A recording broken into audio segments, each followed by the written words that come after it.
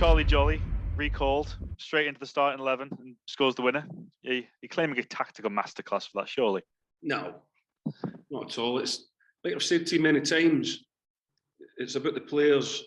Of course, we have to select them and away they go, but then they've got to cross the white line and go and play, and he did that. Young players, it's about them earning the opportunity or earning them thinking that you want to give them an opportunity. Then when the opportunity comes, give them it, and then they must take it, but then they must keep it. And that's now what the challenge is now. Charlie's done the first parts of it now. He must keep it now, and it might take time, it might not, but that's now what the next stage of his development is about keeping him, pushing him forward and keep improving him all the time. But certainly on Tuesday night, I thought he was excellent. He was terrific.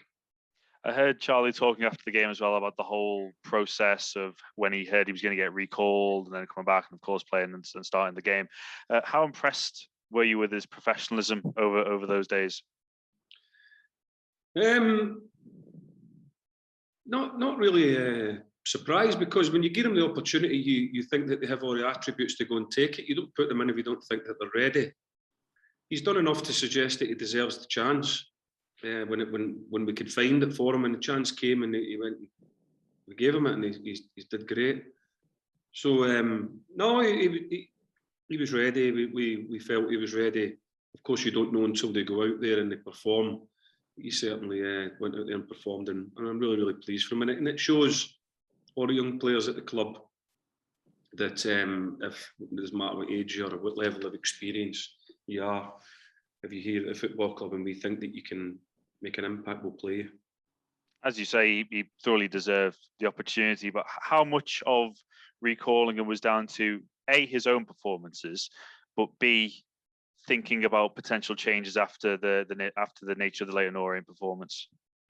Well, a bit of both, but that's where the opportunity came, because we thought we need to give somebody else a chance here, and who do we think that deserved the opportunity, or who could give us a better chance of getting the result?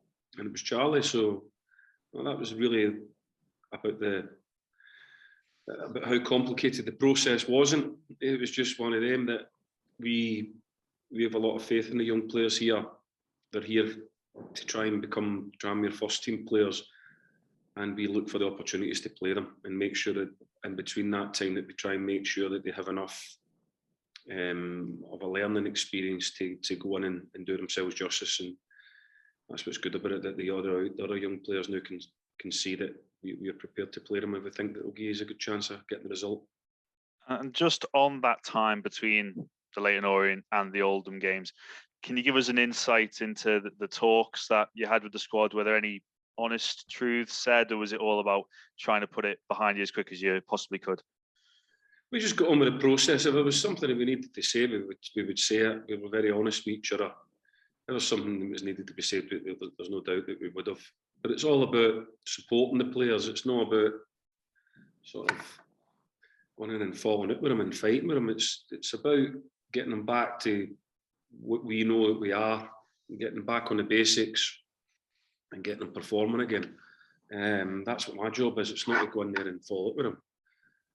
So that would have been probably what the week was about. And obviously the changes on Tuesday brought about the desired results. Do you think that those changes as well, do you think they brought around the desired performance from your side? There's always things that we look at that we would like to do better, and there's areas that we think that we did well in. So we would always look to try and improve it. We would never settle and say, well, I think that was it, we've sorted it now. Well, we try and improve all the time, and then different games throw up different asks, and sometimes the game never really went the way that the last one went or whatever. But no, we were happy with the result, and a good part of the performance, other parts we would always look to improve. Win, lose or draw, we would always try and help the players become better and push them on, and that's what we've done since then. It was 5 changes as well on Tuesday, as we've already said. How important a part of your job is that, spotting the moments when it's right to make that many changes as that? Well, that's what people would judge me on, is the teams that I put out there and how I expect them to play. And then it's about organising the way that they play and keeping the key principles of how we play to make sure that the players have got a chance of being a team, because there are a load of individuals that have been brought together to be a team. So that's what I would get judged on. But then when they cross the line, and then it's about them executing that way of playing that we've designed. And they did that on Tuesday night really well. They were dogged and determined, and all the other qualities that were needed in a tough night. So no, it was all about that really, and that's what we try and do all the time as managers. We try and get the players in a place where they're as ready as we possibly can be. And it's possibly a bit easy to forget this, but given the nature of how long it was since the Bradford game, it's actually 2 league wins in a row. So did the late goal as well felt particularly sweet, I can imagine. Yeah, well, there's times to score, isn't there? But there's obviously, if you're going to only score 1 goal, you score it right at the very end. You would take that, wouldn't you? But no, it was a hard fought game, as all games in this league are. You wouldn't go if you never knew anything about the league and really look at one end and the other and say that Endy's massively better than anybody else. It's a really tough league. That's the beauty probably of the division, that Endy can really beat anybody. So it was another tough game. It's always tough to go to Oldham. The conditions were tough, and we managed to dog it out and get that all-important winner, young Charlie, and we got all 3 points, so we're pleased about that. And it's another long trip this weekend to Exeter. We always talk about them being at the top of the table, which they are. They're in the playoff place, they're 4th, but they've lost 3 of their last 5 games, all competitions, and in the league they haven't won any of their last 3 as well. They've lost 2 of those games. Is this a good time to strike against Exeter, do you think? No, but it's always a really tough place to go for a whole host of reasons. They're always a team that's competing at that end of the division. You always know that. So no matter when you go, you know it's going to be a tough game. So we'll go there expecting that, with no surprises, and knowing that it's going to be a really tough afternoon. And we know that, again, we've got to beat our best at the things that we believe will give us a good chance of getting the result. So we're going to aim to go and try and do that. And when you see a team have a dip in form like that, how much of your analysis and your build-up is focused on exploiting their weaknesses as well as using your strengths as well? That wouldn't matter who you were playing against. That's what you try and do every week. No matter who you're playing against, you try and, is it a shape thing or is it a personnel thing? You would speak about what kind of mentality you think that they might be in, what place they're in. Are they flying high, or are they struggling a little bit? All factors involved. You have to comb over every little bit of detail in order to try and find a way of trying to give yourself a chance of getting a result. That would be no different in any game, or whoever you're playing against. Focusing on the tactics on the way down as opposed to a bit of Netflix or anything? No, we get good at travelling. We make sure that when we leave ourselves with a lot of stuff to do further travelling, so that we don't waste our time, really. So there'll be things that maybe articles you want to read, books that you want to read, podcasts, things you want to watch, your in teams training, all sort of host of things that you make sure that you try and make the full journey worth your while, because we don't have a lot of time in between games. So no, we'll be busy on the way down. And just finally for me, Micky, squad update. How are you looking for the trip down? Still got a few injuries, so like tonight, Percival and Galazzo. A few other bumps and bruises. Got another day tomorrow. Probably no more tomorrow, but I've got a good squad here that have been brought here to play. So no excuses. We'll be expected to go and perform. Brilliant. Thanks, Micky. Thanks, Chris. Hi, Micky. Hi, Richard. You had, when you recall Charlie, obviously you had a lot of other attacking options at your disposal that you could have gone with, but obviously Paul Glatzel is injured. was some of your thinking behind recalling Charlie Jolly in line with perhaps he was a type of player who was more closely aligned in style to Powell himself? No, not really. We just felt that the boy had the qualities that added to the rest of the group. I keep saying it, because you're never guaranteed to win. You just give yourself a better chance of winning with your preparation and the teams that you pick, the tactics that you employ. We just felt that it was time that he came into things. We felt that he had a lot of great attributes that would make us better, and he did. But he takes the credit for that. We obviously picked him and thought it was the right time. He crossed the line and went and carried that out and did really well for us. So no, it would be that, Richard. There wouldn't be. Of course, if you had a carbon copy of all your players sitting there right behind them, or you would do that. But we don't have that. So we just felt it was the right time for the kid to come in and play. As Chris said, you made 5 changes, and one of them was Kieran Morris, who when he came on, really brought an extra bit of gusto to Tranmere's attacking performance. He was unlucky not to score himself. Was his mission just really sort of to make sure that he keeps the standards as high as he has done at many stages of the season so far? Yeah, of course, you have a big group of first team players here who all want to play, and you've got to look at your dressing room and keep it healthy. And the boys that are not playing have to believe that if an opportunity comes of poor form, suspension, injury, that you're going to use them. Otherwise, it doesn't do good for the temperature in your dressing room or the culture in the place. We felt that we let ourselves down, as I've gone over before, done it late in Orient. So there would be people looking at me then and thinking, well, I've waited patiently, I've been very professional, I am ready, give me my go. And that's how it would work. Certainly that's how it works here. You've got to ask every other manager how they do things. But that's how I like to do things. And also gives you a chance to freshen things up as well. Get some new faces in there and fresh mentality in there and get going. And then you expect that the players that haven't started the game then get the bit between their teeth and want to come in and say, well, yeah, I understand why I wasn't playing.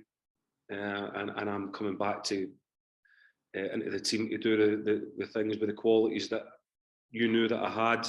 Here I am. And that's what Kieran came on and did, added to the performance, got a couple of good strikes off, and made a good impact. And that's all you can ask from your subs. So he's played his part. So I was pleased with his reaction and his performance.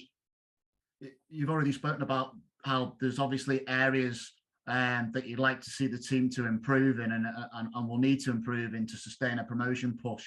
What is just looking in isolation at Tuesday, is ball retention one of them? Because I felt like when Oldham's attacks broke down, Tranmere perhaps, particularly in the first half, just weren't holding onto the ball long enough to put them under sustained pressure during the bulk of the game. It depends what let's not get the thing because you're not got enough time, but it depends what you mean about ball retention, because up until probably about the first 10, 12 games of the season, we were the team that was the highest passing in the division. It's about good quality possession. I think in that game in isolation, when we won the ball back, I think in the first half, there was opportunities to come out of our shape and make that first pass, which is important. As MD in football will tell you, when you win the ball back, try and secure that first pass. And we maybe didn't do that enough. But certainly in the second half, we did it better. We had periods of play even in the first half where we knocked it around with a purpose and got crosses in the box and all of what is needed to try and give yourself a good chance of scoring goals.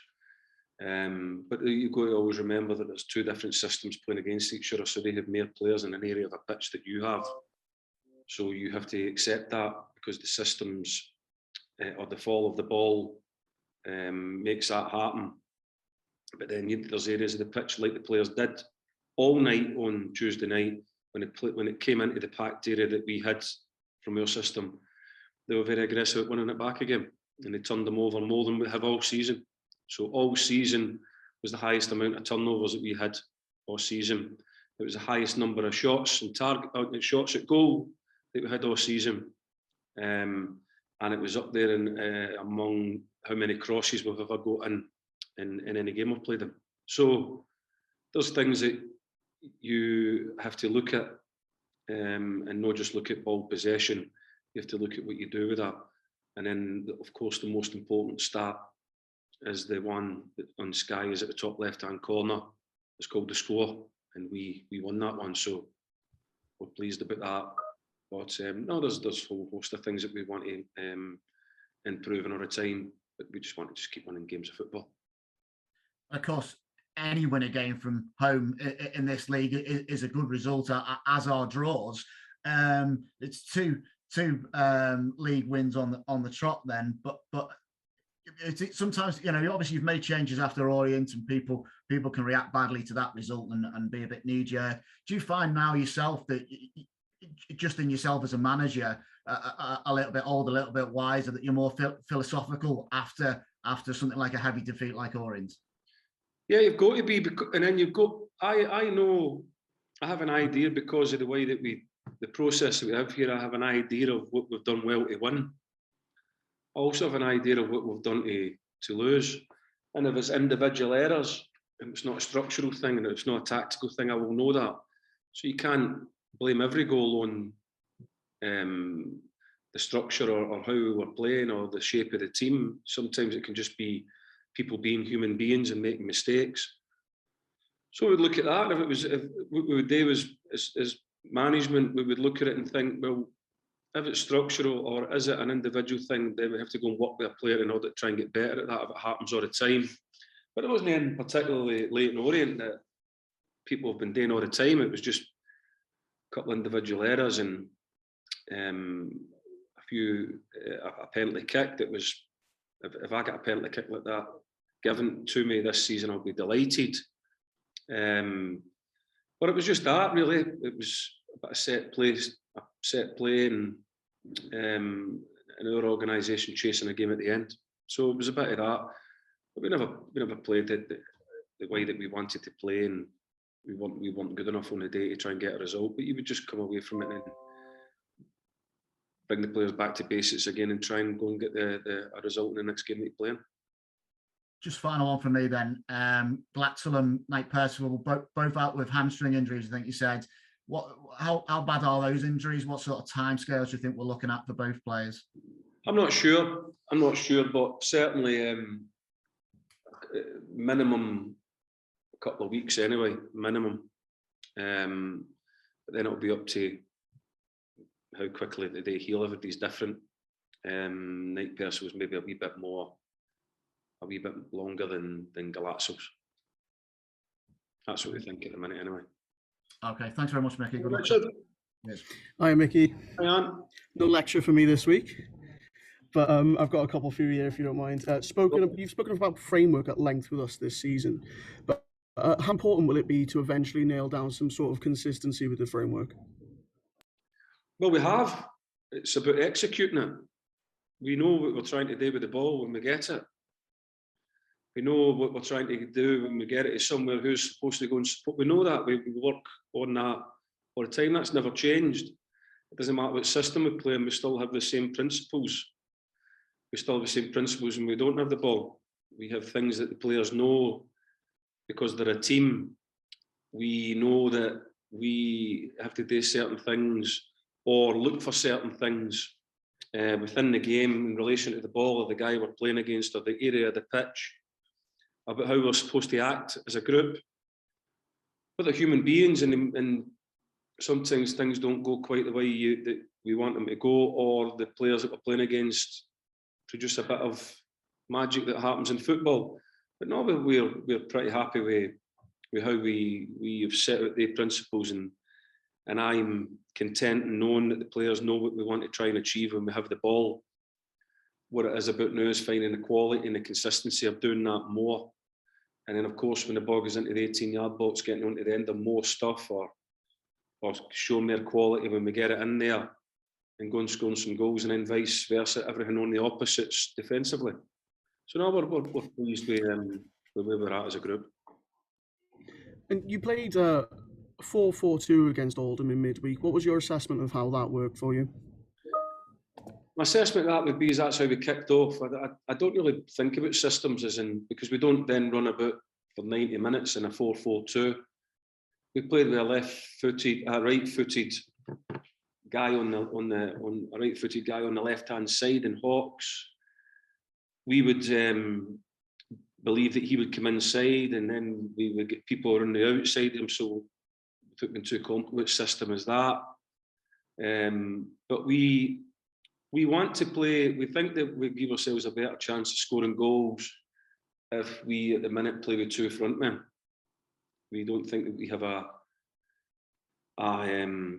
striker really at the minute that thrives playing up front on his own, or midfield players that can play up and around him that gives enough goal threat. So we feel that that's the way it is at the minute. If that changes, I'll change it. If I think that there's a way of winning a game with playing with 1 striker, then I would change it. So I'd go that way. But at the minute, that's the way that it seems to work for us. We've seen Jolly and Nevitt and Tuesday, they seem to partner quite well. In the past, Galatza and Maynard have partnered quite well. But every game is different, and we would look and see if we think that somebody else maybe come in and gives us a better chance. And that's why we have a squad of players. The days have gone now where you have 11 players every week. If anybody thinks that, then they are way off of what's been happening probably in the last 5 or 10 years. You have to realise that you've got a lot of travelling Saturday, Tuesdays, different teams to play against, different performances, and a squad of players that all expect to play. So my job would be trying, without being reckless with it. 5 players is a lot to change, but a lot of them there's injuries on Tuesday. But I would never be reckless with Tranmere, and I would make the necessary changes that I believe that would give us a good chance of getting the result. And then just one more on the weekend. Matt Jay and Sam Nombi have got 17 goals combined this season in League Two. What kind of special preparations would you have to go through to deal with a strike force like that? Like I said about principles, you don't make special preparations. You keep playing the way that you believe that you've designed that gives you a good chance of keeping people out. We would obviously be speaking to the players that are relevant in facts that where these players score goals from, or where the system, where their service comes from, and we would make them aware of that and say, look, make sure that you're right on this, because this is the type of goals that these guys score, or try and stop the crosses, or try and stop the through passes, or try and stop the direct, whatever it is that we believe that it is that gives them strikers that score so many goals. We would make players aware of that, but it would be in the framework of what we've designed in order to try and do that. You cannot go from game to game changing it. That's what I mean about framework.